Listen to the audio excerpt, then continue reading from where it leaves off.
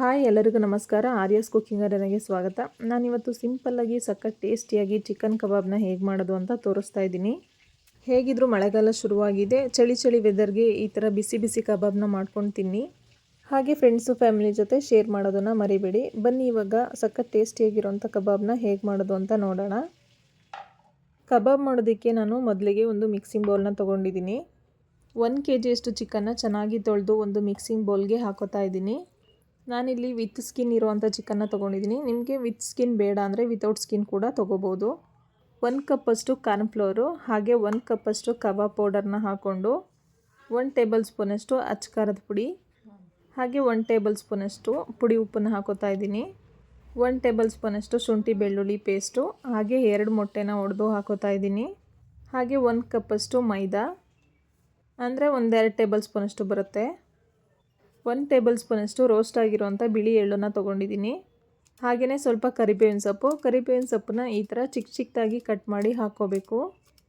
ಈ ಕಬಾಬ್ಗೆ ಕರಿಬೇವಿನ ಸೊಪ್ಪನ್ನು ಹಾಕಿದರೆ ಫ್ಲೇವರ್ ಚೆನ್ನಾಗಿರುತ್ತೆ, ಟೇಸ್ಟು ಕೂಡ ಜಾಸ್ತಿ ಆಗುತ್ತೆ. ಅದಕ್ಕೋಸ್ಕರ ನಾನು ಕರಿಬೇವಿನ ಸೊಪ್ಪನ್ನು ಹಾಕೋತಾ ಇದ್ದೀನಿ. ಇಷ್ಟೆಲ್ಲ ಇಂಗ್ರೀಡಿಯೆಂಟ್ಸ್ನ ಹಾಕ್ಕೊಂಡು ಚೆನ್ನಾಗಿ ಕಲಸಿ ಇಡಬೇಕು.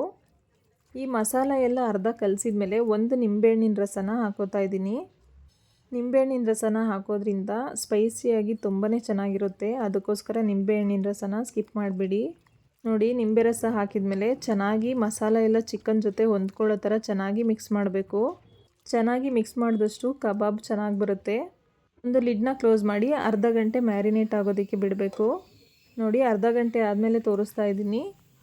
ಚಿಕನ್ನಿಗೆ ಚೆನ್ನಾಗಿ ಮಸಾಲೆ ಎಲ್ಲ ಹೊಂದ್ಕೊಂಡಿದೆ. ಮಸಾಲೆ ಎಲ್ಲ ಚಿಕನ್ ಜೊತೆ ಹಿಡಿದಷ್ಟು ಕಬಾಬು ಟೇಸ್ಟು ಕೂಡ ಜಾಸ್ತಿ ಆಗುತ್ತೆ. ಅದಕ್ಕೋಸ್ಕರ ಸ್ವಲ್ಪ ಜಾಸ್ತಿ ಹೊತ್ತು ನೆನೆಸಿಡಿ. ಇವಾಗ ಚಿಕನ್ ಕಬಾಬ್ನ ಮಾಡ್ಕೋಬೋದು. ಇವಾಗ ಬನ್ನಿ ಚಿಕನ್ ಕಬಾಬ್ ಮಾಡೋದಕ್ಕೆ ಸ್ಟವ್ ಆನ್ ಮಾಡಿ ಒಂದು ಬಾಣಲಿನ ಇಟ್ಕೊಳ್ಳೋಣ. ಬಾಣಲಿ ಬಿಸಿಯಾದ ನಂತರ ಎಣ್ಣೆನ ಹಾಕೋತಾ ಇದ್ದೀನಿ. ನೀವು ಮನೇಲಿ ಯಾವ ಎಣ್ಣೆನ ಯೂಸ್ ಮಾಡ್ತೀರಾ ಅದನ್ನೇ ಹಾಕ್ಕೋಬೋದು. ಎಣ್ಣೆ ಎಲ್ಲ ಚೆನ್ನಾಗಿ ಬಿಸಿಯಾಗಿದೆ. ಇವಾಗ ಕಬಾಬ್ನ ಹಾಕ್ತಾಯಿದ್ದೀನಿ. ಚಿಕನ್ ಕಬಾಬ್ನ ಬೇಯಿಸುವಾಗ ಮೀಡಿಯಮ್ ಫ್ಲೇಮಲ್ಲೇ ಇಟ್ಕೊಂಡು ಚಿಕನ್ ಕಬಾಬ್ನ ಬೇಯಿಸಿ. ಹೈ ಫ್ಲೇಮಲ್ಲಿ ಇಡೋದ್ರಿಂದ ಜಾಸ್ತಿ ಫ್ರೈ ಆಗಿಬಿಡುತ್ತೆ. ಅದಕ್ಕೆ ಮೀಡಿಯಮ್ ಫ್ಲೇಮಲ್ಲೇ ಇಟ್ಕೊಂಡು ಕಬಾಬ್ನ ತಿರುಗಿಸ್ಕೊಂಡು ಬೇಯಿಸಬೇಕು. ನೋಡಿ, ಈ ಥರ ಮಧ್ಯದಲ್ಲಿ ಮಗ್ಚಾಕ್ತಾ ಇರಬೇಕು. ಈ ಥರ ಮಗ್ಚಾಕಿ ಬೇಯಿಸೋದ್ರಿಂದ ಎಲ್ಲ ಕಡೆ ಕಬಾಬು ಚೆನ್ನಾಗಿ ಬೆಂದಿರುತ್ತೆ. ಹಾಗಾಗಿ ನಾವು ಮಧ್ಯ ಈ ಥರ ಮಗ್ಚಾಕ್ಕೊಂಡು ಬೇಯಿಸಬೇಕು. ಈ ವಿಧಾನದಲ್ಲಿ ಕಬಾಬ್ನ ಮಾಡಿ ನೋಡಿ, ಮನೇಲಿ ಎಲ್ಲರೂ ಇಷ್ಟಪಟ್ಟು ತಿಂತಾರೆ. ಪದೇ ಕೇಳ್ತಾರೆ ಇದೇ ಥರ ಮಾಡುವಂತ. ಅಷ್ಟು ಚೆನ್ನಾಗಿರುತ್ತೆ. ಕಬಾಬ್ ಎಲ್ಲ ಚೆನ್ನಾಗಿ ಬೇಯೋದಕ್ಕೆ ಒಂದು 10 ನಿಮಿಷ ಬೇಕಾಗುತ್ತೆ. ಈ ರೆಸಿಪಿ ಇಷ್ಟ ಆಗಿದರೆ ಒಂದು ಲೈಕ್ ಮಾಡಿ, ನೀವು ಟ್ರೈ ಮಾಡಿ ಹೇಗಿತ್ತು ಅಂತ ಕಮೆಂಟ್ ಮಾಡಿ.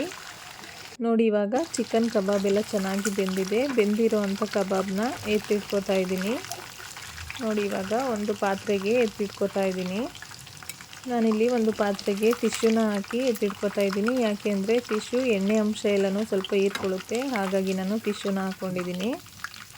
ನೋಡಿ, ಇವಾಗ ಬೆಂದಿರೋಂಥ ಕಬಾಬ್ ಎಲ್ಲನೂ ಎತ್ತಿಟ್ಕೊಂಡಿದ್ದೀನಿ.